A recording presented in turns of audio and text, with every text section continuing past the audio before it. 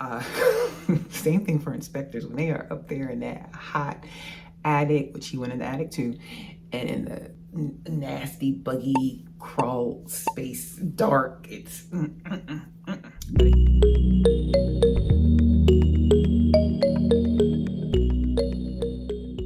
Hi, it's Natasha Bazile with soldbynat.com, associate broker, home selling specialist, as well as new construction specialist with Virtual Properties Realty in Georgia. Today is actually not even a planned recording day. I don't have anything scripted, but as I was driving back home, I'm like, yeah, definitely gotta make a video on this topic. And the topic is purchasing older homes.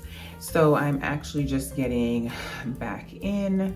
Today is supposed to be a full admin day, and I really appreciate my admin days, but I had to go out and meet a mold remediation specialist at a house that my buyers have under contract to get a quote so that they can either decide what amount they're asking to credit the seller for, or if they're going to terminate.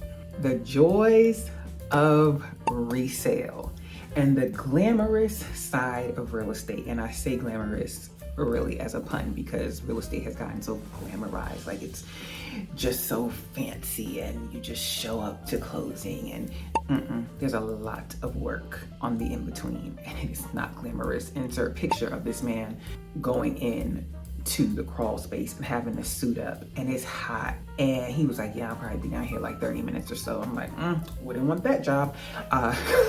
Same thing for inspectors when they are up there in that hot attic, which he went in the attic too, and in the nasty, buggy crawl space, dark. It's but anyway, focus.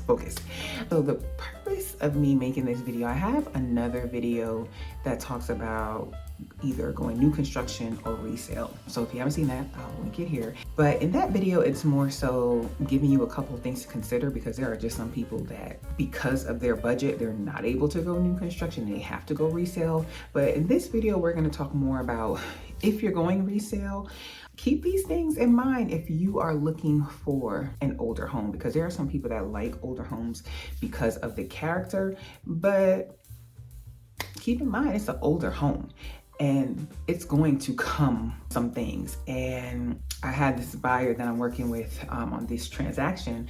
Wife asked me, like, well, let me rewind. I told her, like, okay, if this contract terminates, because this will be the second one, if this contract terminates, then consider looking at newer homes because older homes are coming with some stuff. And she was like, well, what do you consider like newer? Is it 1990 plus? Is it?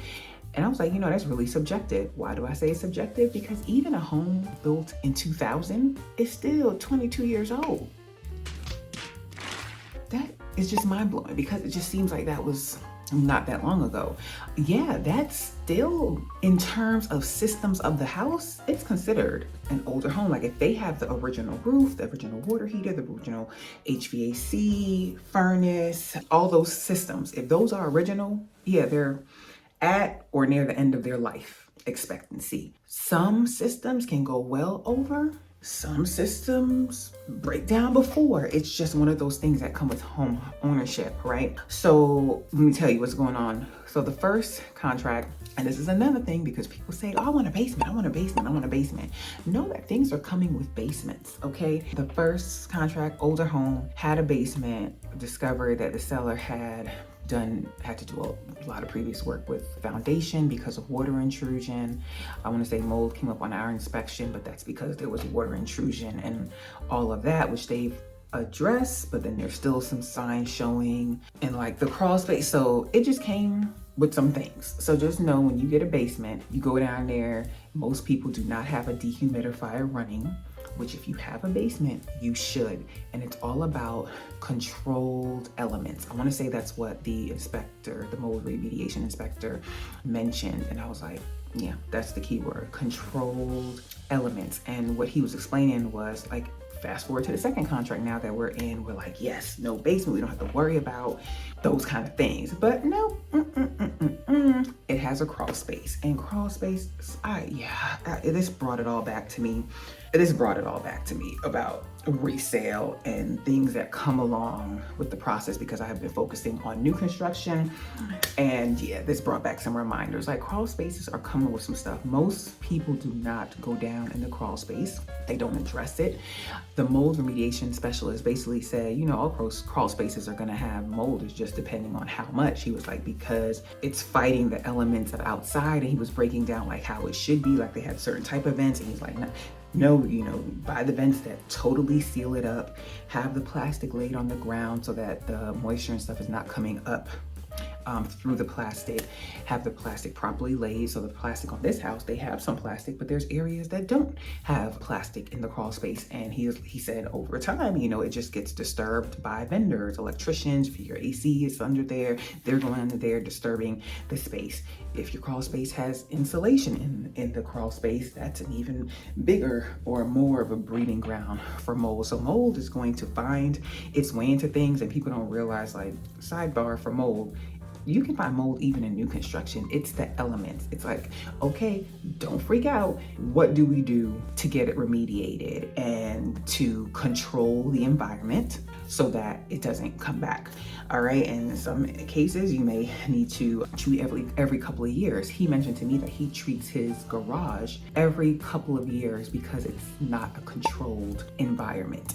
And controlled meaning there's no AC in there, there's no dehumidifier in there. So he was just saying that, you know, with the crawl space that I met him at, he was like, you know, seal up these vents, put that plastic down, get a dehumidifier running down there, we treat everything, and, you know, you'll be good. But if the owners or homeowners or the sellers don't do these things, yeah, just know that it's coming up on the inspection report. And in particular with this seller, like I say, this is the time where you're going to see the true colors of the parties involved come out, because this seller is like, you know, it's been like that. It was like that when we bought it, and it hasn't bothered us. Just because you accepted a house in a certain condition does not mean that every buyer after you will. So yeah, with this home, there's signs of water intrusion, and which is feeding the mold. But they're like, we haven't had any issues. You may not be allergic to mold, so it's going to take a longer time for, you know, you to be effective. But if you have somebody that is allergic, and learned this today by speaking to a specialist, he was like, if you have somebody that has a penicillin allergy, yeah, they're going to be affected like right away, but for other people it will take more time. So this seller is interesting. They're like, you know, they don't want to do much. They don't want to do much. We're gonna see if a credit can come. I don't know. It just may end up in termination, because if you have a seller that has the mindset that they don't want to do anything, but they still want top dollar, that's not gonna be a good fix. So I think I shared with you all of the important points. This was supposed to be a quick video, but it is what it is. So if you have any questions, leave them down below. If I forgot anything, I will include it in the description box.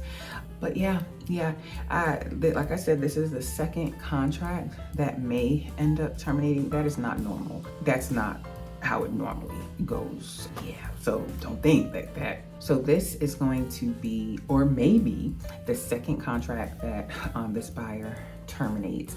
That's not normal, how normal transactions go. So yeah, that's when I'm like, okay, we need to revisit the strategy here, because you see what these older homes are coming with. So we need to look a little newer. And on that hand, sellers, while you're in the home, make some updates, do things, okay? Put a fund aside, get a home warranty, so that when you see things or you just know it's about that time, go ahead and take care of that. It's going to be worth your investment when it comes time for you to sell that home. And then also buyers, if you buy a home and you accept certain conditions, certain things in the home, you know that's there, plan to really fix them.